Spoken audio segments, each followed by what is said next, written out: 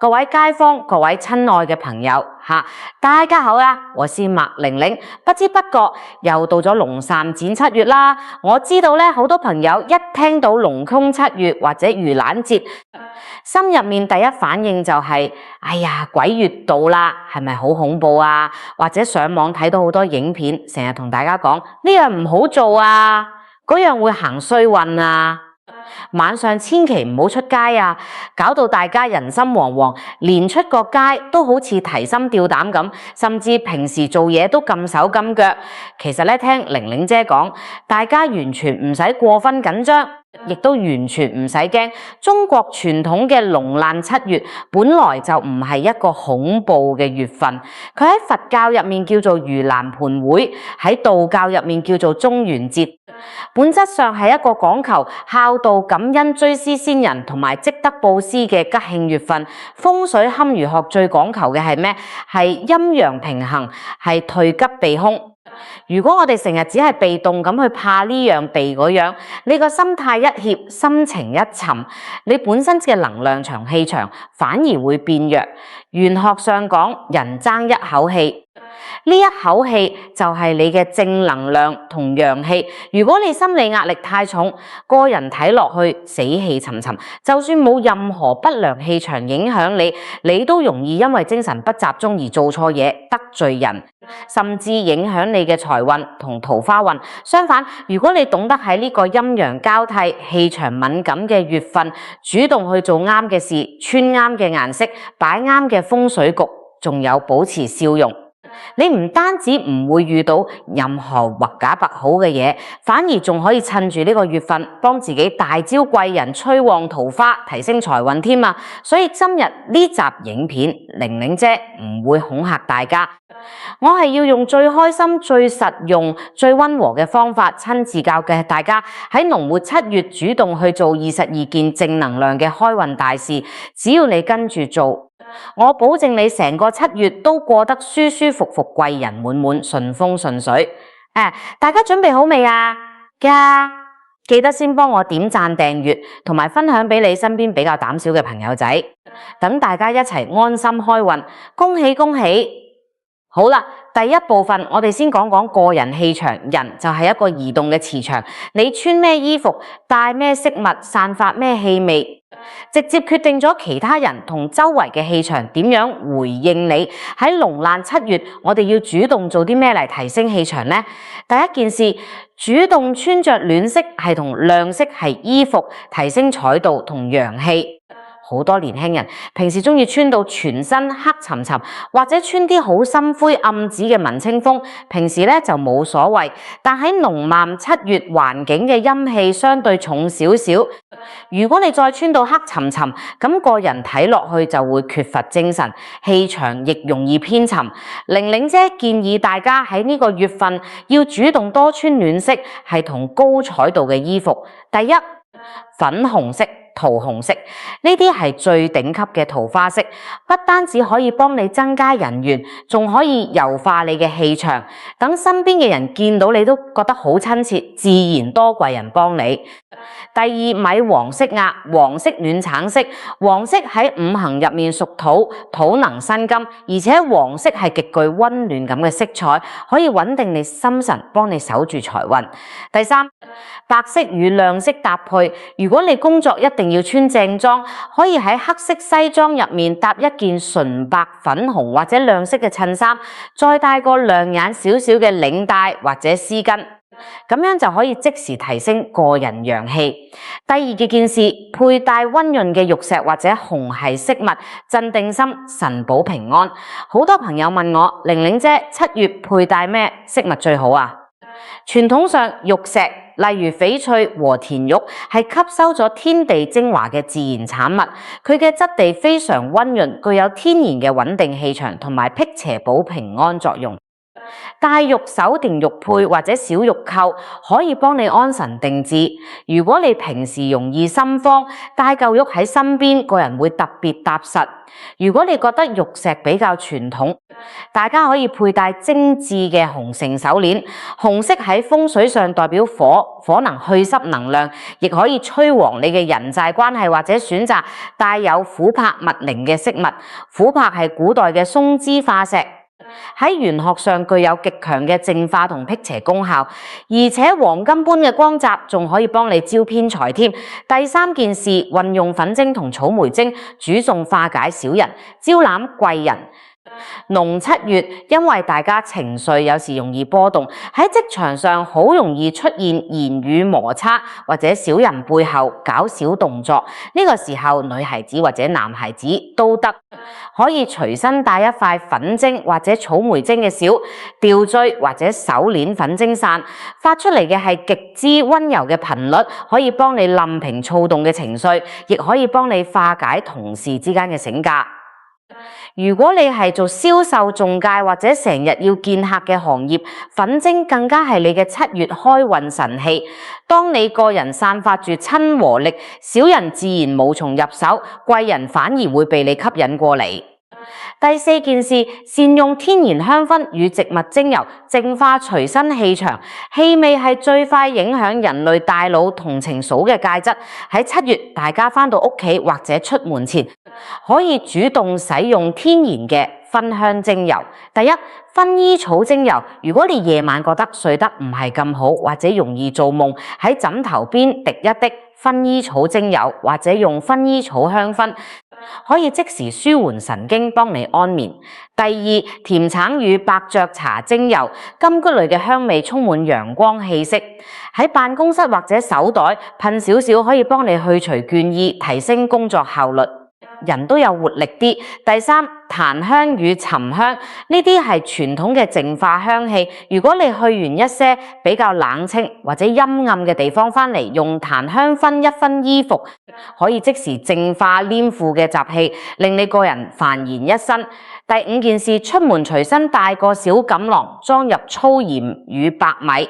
如果有些朋友平時膽子比較小，或者工作需要深夜下班，玲玲姐教你一個古老又實用嘅護身小錦囊。你可以準備一個精緻嘅小紅包或者小布袋，喺入面裝少少粗鹽同埋幾粒白米。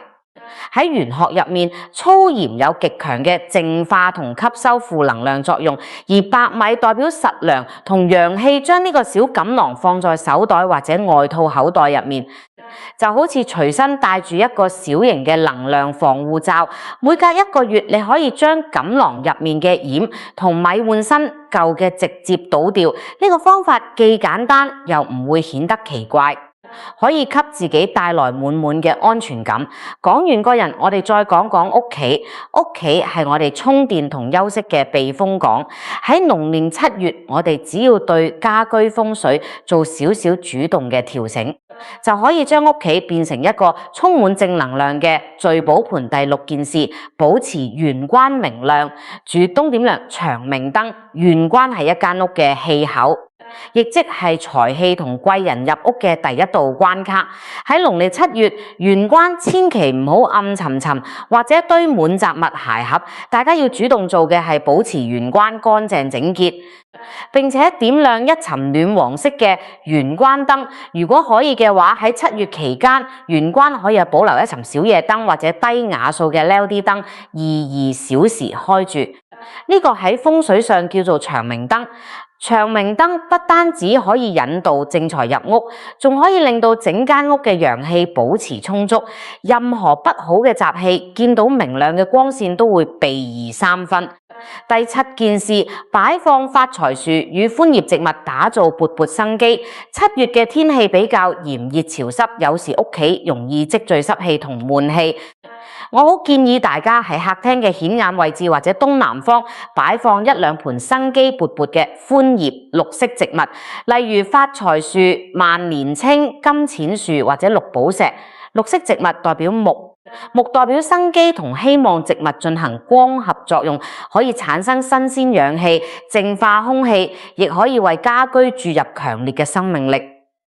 不過玲玲姐提醒大家，如果見到植物有黃髀或者枯萎，一定要即時剪掉或者換新，保持植物永遠清爽，你嘅運勢才會跟住旺。第八件事，主動煮開水與溫暖廚房，催旺財源滾滾。喺風水學入面，廚房代表一間屋嘅聚寶盆同埋女主人嘅健康，而灶頭就代表火源同財氣。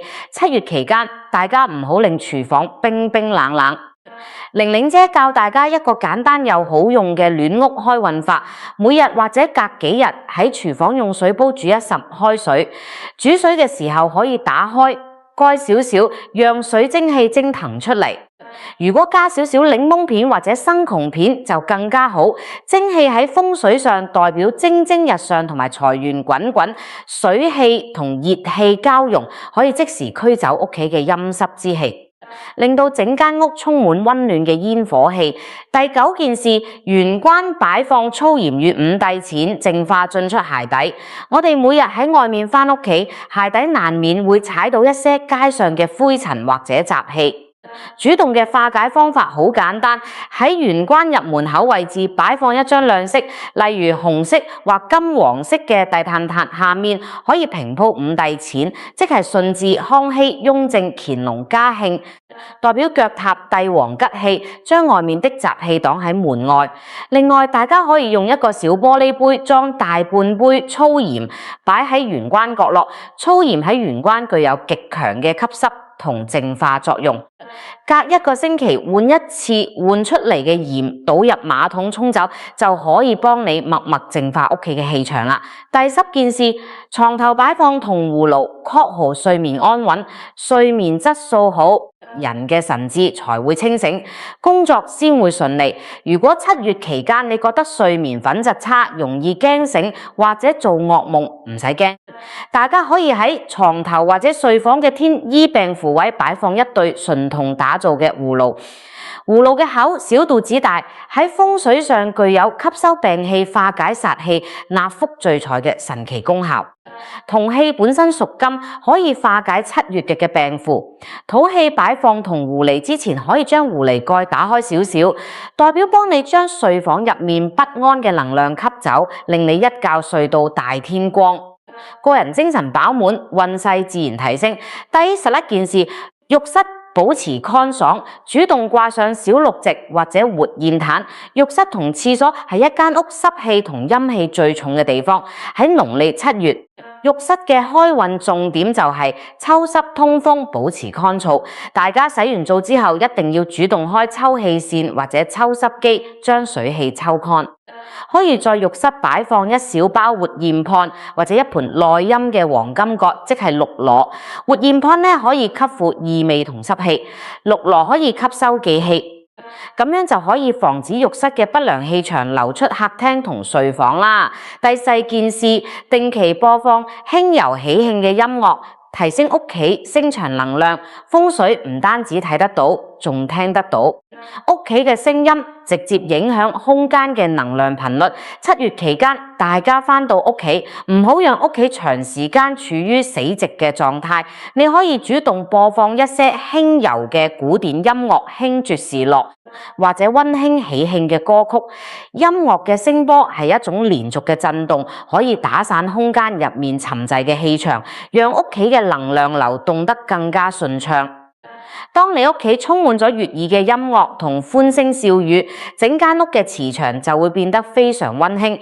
好運同財神爺最中意光顧呢種充滿喜氣嘅地方。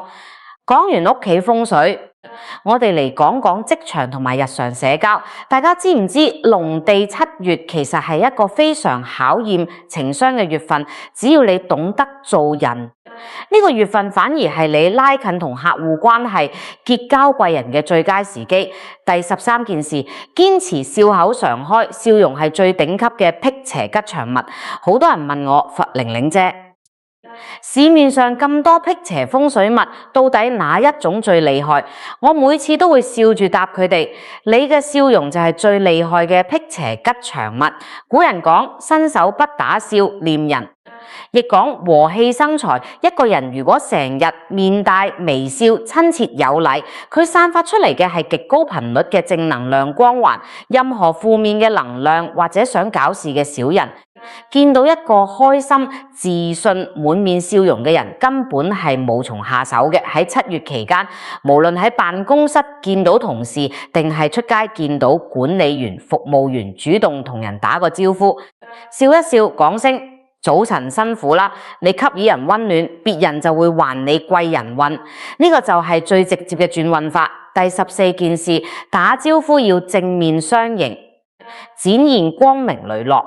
平時大家喺辦公室或者街上遇到朋友，有時中意玩笑笑，從後面突然拍人肩膀或者大力大叫人名。玲玲姐提醒大家，喺7月呢個敏感月份，大家嘅神經都比較脆弱，突然喺背後拍人或者叫人，容易令對方受驚，甚至引起心情不快。我哋要主動做嘅係正面迎人，用溫和嘅聲音打招呼。如果你想叫前方嘅同事，最好走多2步，走到佢嘅側前方或者正面，笑住叫佢名咁樣，不單止展現出你嘅專業同禮貌，仲可以避免嚇到人，令到大家嘅溝通係一個非常舒適、安心嘅氛圍下進行。第15件事，辦公桌左手邊青龍位，擺放水晶器或水杯。職場想旺貴人、旺財運，辦公桌風水非常重要。風水學講左青龍右白虎，青龍位代表貴人志意同埋名氣移動，而高而乾淨。喺7月期間，大家可以喺自己辦公桌嘅左手邊主動擺放第一杯乾淨嘅清水或者透明玻璃杯裝水，裡面可以放一喺紫水晶或者白水晶。第二，或者擺放一個小型嘅加濕器，讓微弱嘅水垢慢慢散發。水代表就係青龍位，有水代表青龍得水，可以幫你催旺事業運，亦可以令你喺處理複雜工作嘅時候保持頭腦冷靜清醒，減少同同事或者上司嘅摩擦。第16件事，夜間社交選擇明亮喜慶嘅場所。有啲朋友問玲玲姐，7月係咪完全唔可以有夜生活啊？夜晚上班族想約朋友聚會點辦啊？唔使驚，7月當然可以約朋友食飯聊天，只要你選啱地方就得。大家聚會嘅時候要主動選擇燈光通明、人氣旺盛、氣氛喜慶溫馨嘅餐廳，例如熱鬧嘅火鍋店、中菜或者環境明亮嘅 cafe。大家喺聚會嘅時候多聊一些開心嘅話題，工作上嘅好消息、未來的旅行計劃等等，大家笑聲不斷，人氣匯聚，陽氣旺盛，自然越聚越有運。第17件事，廣結善緣，主動進行言語布施。喺玄學上，口舌可以造業，亦可以積福。7月期間，大家不妨主動喺職場上多做言語布施。咩叫言語布施啊？即係多看別人嘅優點，多講讚美他人嘅說話。例如同事換咗個新髮型，你主動揩一句：哇，今日呢個髮型好適合你啊，好有精神。上司完成咗個大項目。你真誠講句多謝領導指引，辛苦啦！你講出嚟嘅每一句好話，都係喺給對方輸入正能量，對方自然會喺心入面感激你。當你在職場入面佈滿咗呢啲善意嘅種子，到你需要幫忙嘅時候，貴人就會從4面8方湧現。聽完個人家居同職場，玲玲姐要同大家分享農曆7月最核心，亦係力量最強大嘅主動轉運法。呢啲方法不單止可以幫你避開所有不好嘅嘢，仲可以幫你同你嘅子孫後代積聚無量嘅福報。第18件事，主動孝順父母與長輩，百善孝為先。大家切記，農曆7月嘅本質係孝親月。風水學入面，父母係我哋每個人生命入面最大嘅活佛同第一貴人。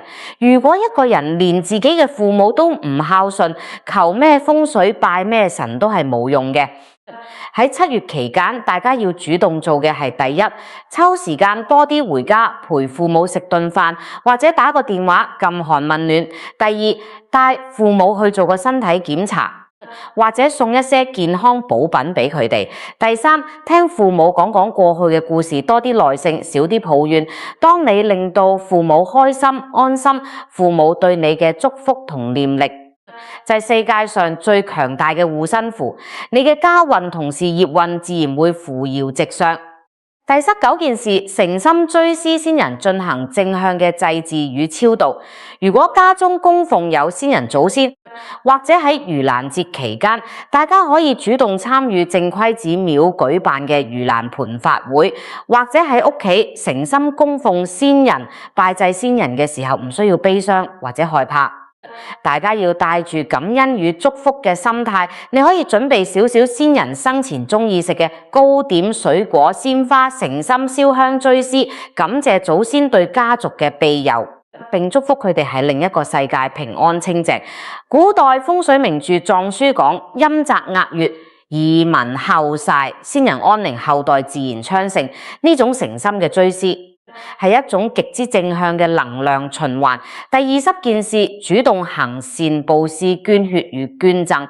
7月係積陰德最好嘅月份，與其整日擔心自己會唔會行衰運，倒不如主動出擊，將自己嘅正能量散播出去。大家所以主動做以下嘅善事。第一，主動去捐血。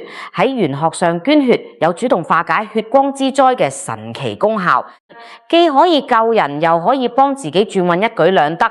第二，捐款助人或捐贈物料，捐錢俾慈善機構，支持流浪動物救助，或者捐贈食物俾有需要嘅基層家庭。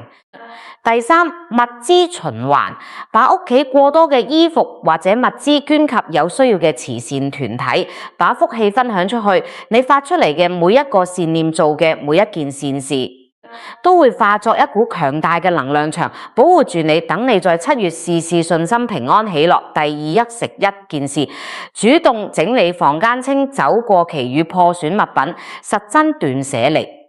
農慳7月非常適合做一件事，即係斷捨離堆積過多嘅雜物、過期嘅食物、破裂嘅碗碟或者不穿嘅舊衣服，喺風水上都會產生滯氣同衰氣。大家不妨趁住7月嘅週末，抽時間將屋企同辦公桌徹底清理一遍，將破損嘅東西丟掉，將不用的東西捐出去，將角落嘅灰塵打掃乾淨。當你嘅生活空間變得乾淨、通透、明亮，你嘅心境都會跟住開朗，好運同財氣自然更容易進門。第22件事，保持作息定時，多曬早晨嘅太陽。保持心正光明。7月夏天，天氣熱，好多人中意熬夜追劇或者飲冰飲，搞到個人脾胃虛弱、精神萎靡。人一精氣神不足，就容易心慌或者胡思亂想。玲玲姐建議大家早睡早起，主動去曬曬早晨7點到9點嘅太陽。早晨7點到9點喺辰時係辰土生金，陽氣初升嘅黃金時間。呢個時候嘅陽光溫和而不毒辣，去公園散散步，曬曬後背可以幫身體補充天然嘅陽氣，驅走體內的寒濕，等個人整天都精力充沛。古人講得好，平生不做胎心事，半夜敲門也不驚。只要我哋平時做人光明磊落，對人有禮貌，對工作有責任感，對家人有愛心，我哋個人嘅正氣場就會像一套無形嘅鋼鐵裝甲一樣，保護住我哋農曆7月，只係1年12個月份入面嘅其中1個月，完全唔需要及自己太多嘅心理壓力。保持平常心，開心生活，該工作就工作，該聚會就聚會，充實過好每一天好。好啦，聽玲玲姐講咗咁多，大家係咪即刻覺得心入面踏實咗好多？甚至非常期待呢個農曆7月呢？我哋再快速複習一下。7月唔使怕，主動開運最聰明。穿着上多穿粉、紅黃色等暖色系，佩戴玉石、紅繩或者粉晶。家居上保持玄關明亮，煮開水暖屋，擺放生機植物同銅葫蘆。職場上笑口常開，正面打招呼，左手邊放杯水，心態上孝順父母，多做善事捐血。保持心正光明。只要大家做好呢22件事，我敢保證你喺呢個農曆7月唔單止唔會遇到任何不好嘅嘢，反而會人緣大爆發，貴人滾滾來，財運通通入屋。下一期影片，玲玲姐仲會繼續同大家分享如何喺7月利用簡易嘅9宮飛星精準，催旺你屋企嘅正財同桃花位。想睇嘅朋友千祈唔好錯過啦！記得一定要幫我點讚、訂閱麥玲玲開運頻道，開啟旁邊嘅小心燈，同埋將呢部影片分享俾你嘅屋企人同朋友，等大家一齊喺7月主動開運，幸福平安。最後，玲玲姐喺呢度祝大家7月身體健康，貴人滿滿，桃花旺旺，和氣生財，事事順心。恭喜恭喜！我哋下一集再見，拜拜。